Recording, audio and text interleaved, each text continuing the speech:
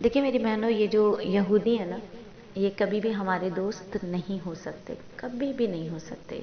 یہ ازل سے ہمارے دشمن ہیں، مسلمانوں کے، مومنین کے تو یہ خاص دشمن ہیں۔ ان کو لفظ مسلمان اور بندہ مسلمان، بندی مسلمان بندہ، ان تمام سے ان کو سخت نفرت ہے اور یہ ہمارے سخت دشمن ہیں۔ یہ کتنے ہی اچھے دوستی کے لبادے اوڑھ کر آ جائیں، یہ ہمارے دوست نہیں ہو سکتے۔ یہود و نصارہ ہمارے دوست نہیں ہو سکتے۔ یہودی جو ہیں وہ اپنے نجات دہندہ کا آخری معلوم نام کیا کہتے ہیں؟ یبل، یوبل یا حبل بتاتے ہیں، اور ہماری اسلامی اصطلاح میں اس کو طاغوت یا بتوں کا نام ہے یہ۔ اور ان کا جو اس کا لقب ہے وہ ہے مسیحا یا مسیح۔ دجال کا اصل نام معلوم نہیں ہے، احادیث میں نہیں آیا، اس لیے معلوم نہیں ہے۔ دجال کا اصل نام احادیث میں نہیں آیا، یہ اپنے لقب سے مشہور ہے۔ دجال اپنے لقب سے مشہور ہے، اور اسلام میں اس کا لقب کیا ہے؟ دجال ہے، اور یہ لفظ اس کی پہچان اور اس کی علامت بن گیا ہے۔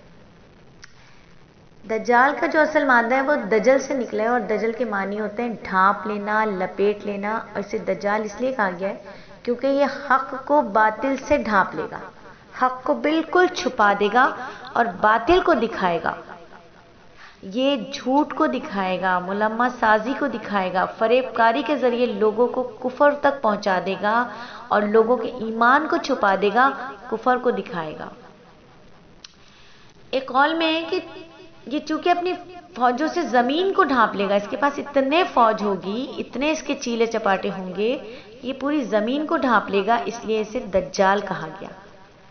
اور اس بات کی طرف بھی اشارہ ہے کہ یہ دجال اکبر، دجال اکبر یعنی بہت بہت بڑے فتنوں والا ہے، اور اپنے ان فتنوں کے ذریعے یہ کفر کی ایسی ملمہ سازی کرے گا۔ ملمہ سازی کہتے ہیں جیسے کور چڑھا دینا، کفر کا ایسا کور چڑھا دے گا، ایسا کفر کا کور چڑھا کر لوگوں کے سامنے پیش کرے گا کہ اللہ کے نیکوکار بندے بھی ہوں گے نا تو وہ بھی شکوک و شبہات میں ان کو بھی ڈال دے گا۔ اور یہی سب سے بڑا فتنہ ہوگا، عالمی فتنہ، پورے عالم پہ اس کا فتنہ ہوگا۔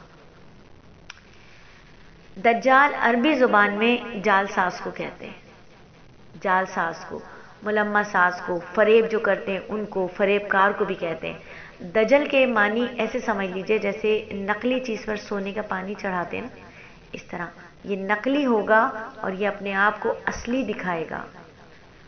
دجال اس کا نام ہی اس لیے ہے کہ یہ جھوٹ اور فریب اس کی شخصیت کا نمایاں وصف ہوگی۔ جھوٹ اور فریب، آج دیکھیں چھوٹے چھوٹے چھوٹے چھوٹے دجالی فتنے اتنے ہیں، جھوٹ اور فریب کی ایسی دنیا ہے کہ آپ کو اپنی آنکھوں پہ یقین نہ آئے کہ یہ واقعی ہے، یہ واقعی ایسا کچھ ہوگا۔ سوشل میڈیا کے ذریعے آج ہمارے پاس ایسی ایسی چیزیں نظر آتی ہیں کہ ایک لمحے کو انسان سوچتا ہے یہ سچ ہے یا جھوٹ ہے، یہ دھوکہ ہے کیا ہے۔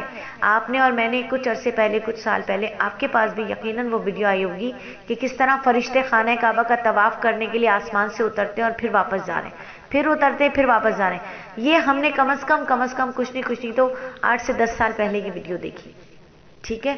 تو اس وقت تو ہم نے بھی سبحان اللہ بھائی، فرشتے اتر رہے آسمان سے اور فرشتے آسمان کی طرف واپس جا رہے ہیں، اتنا بڑا دھوکہ تھا۔ پھر ریسرچ ہوئی، پھر سب کچھ ہوا تو پتہ چلا یہ سب فیک تھا، یہ سب فیک تھا، یہ سب دھوکہ تھا۔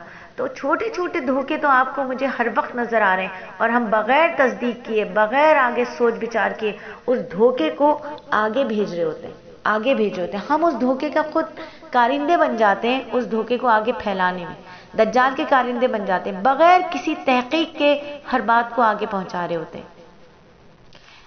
اللہ کے نبی صلی اللہ علیہ وآلہ وسلم نے فرمایا انسان کے جھوٹا ہونے کے لیے یہی کافی ہے، مفہوم حدیث ہے کہ انسان کے جھوٹا ہونے کے لیے یہی کافی ہے کہ ہر سنی سنائی بات کو آگے پہنچا دے۔ اور دجال کیا ہوگا؟ جھوٹا ہوگا۔ اس کے چیلے کتنے ہوں گے، اس کی فوج کتنی ہوگی کہ اس کی فوج پوری دنیا، پوری زمین کو ڈھانپ لے گی۔ تو کہیں ایسا تو نہیں میں اور آپ دجال کے چیلوں میں شمار ہونے لگے ہوں، میں اور آپ بغیر تصدیق کے ایسی دھوکے بازیوں کی خبروں کو آگے آگے آگے آگے پھیلانے میں ہمارا ہاتھ بھی شامل ہو گیا؟ ذرا غور کیجئے۔